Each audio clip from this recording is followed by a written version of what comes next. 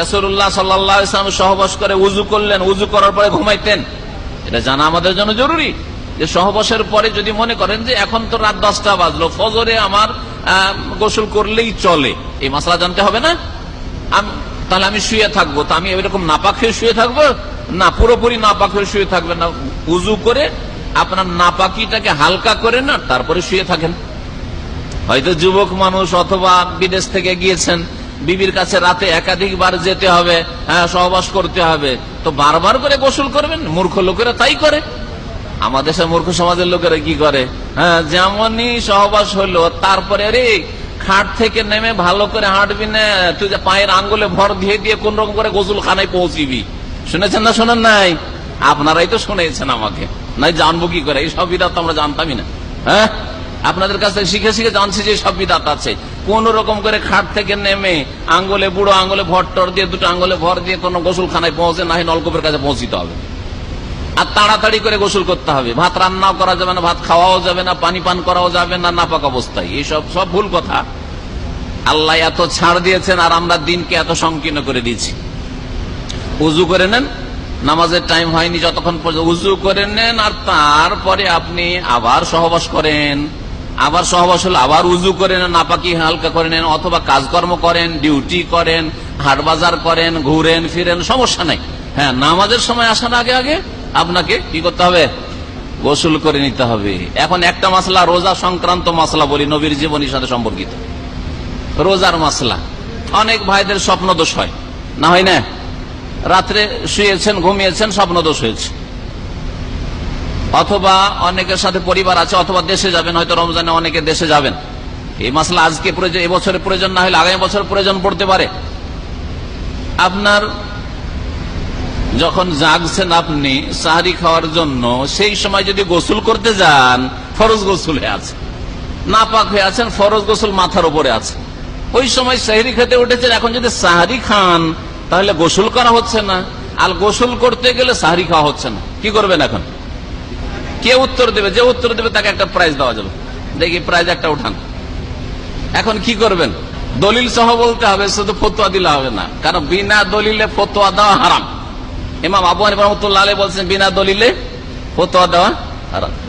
সাহরি খাওয়ার সময় হতে যাচ্ছে, শেষ হতে যাচ্ছে একবারে, ওই সময় জাগলেন আর স্বপ্ন দোষ হয়ে আছে, গোসল করতে দৌড় দেবেন না সাহরি খাবেন?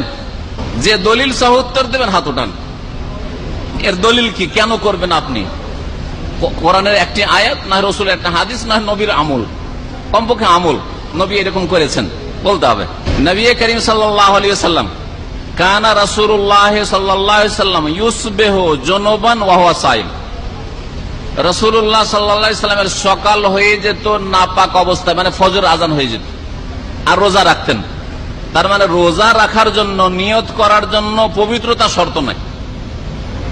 আপনি নাপাক অবস্থায় রোজার নিয়ত করে নেন, বোঝা গেছে? সাহরি খাওয়া সুন্নত, নিয়ত করলেই রোজা, ঠিক না? অন্তরের নিয়ত, নিয়ত পড়বেন না। আবার কে কে নিয়ত পড়েন? নাওয়াইতু আন আসুমা গাদান, কে পড়েন? যে পড়েন হাত তোলেন। হ্যাঁ, যদি কেউ পড়েন হাত তোলেন, আরবিতে যে পড়েন হাত তোলেন, প্রাইজ দিয়ে দেবো, অসুবিধা নেই, দেবো প্রাইজ। যেই ব্যক্তি এখানে এই ভাইদের মধ্যে নাওয়াইতু আন আসুমা গাদান পড়ে রোজা রাখেন, একটু হাত তোলেন। কেউ প্রাইজ নেবে না, এদিকে কেউ তো নিবেই না। নাওয়াইতু আন আসুমা গাদান বলে কে রোজা রাখেন, যদি হাত ওঠান তাহলে প্রাইজ পাবেন। হ্যাঁ, কেউ নেই, তার মানে প্রাইজ পেলেন না। নিয়ত কেমন করে করেন তাহলে? নিয়ত কেমন করে করেন? নিয়ত কেমন করে করেন? অন্তর থেকে। কেমন করে বলে যে আমি নিয়ত করছি, আমি নিয়ত করছি রোজা রাখবো, আস্তে আস্তে জবানে বলেন নাকি অন্তরে? যেমন নিয়ত করে এখানে এসছেন ওই রকমই, ঠিক না? যেমন নিয়ত করে এখানে যে দিনের কথা শোনার জন্য একটু আগে ভাগে যায়, ঠিক না? ঠিক এইটাও নিয়ত। নিয়ত মানে অন্তরের ইচ্ছা, অন্তরের সংকল্প। তো কি বলছিলাম, রাসূলুল্লাহ সাল্লাল্লাহু আলাইহি ওয়াসাল্লামের সকাল হয়ে যেত জুনবি অবস্থায়, নাপাক অবস্থায়। সাহরি খাওয়া সুন্নাত, সাহরি নাপাক অবস্থায় খেতে পারেন, নিয়ত হয়ে গেছে। তারপরে ফজরের নামাজের আগে আগে আপনার গোসল করেন, তাড়াতাড়ি গোসল করেন, ফজরের জামাতে হাজির হন পুরুষ মানুষ। জি, এটা করতে হবে। তাহলে নামাজের জন্য গোসল করতে হবে, সাহরি খাওয়ার জন্য, রোজা ধরার জন্য, নিয়ত করার জন্য গোসল করা জরুরি নয়। এতটুকু যদি ইসলামের ছাড় থাকে, তাহলে চিন্তা করুন কাজকর্ম করা যাবে না, প্রয়োজনে সংসারের অথবা রান্না করা যাবে না।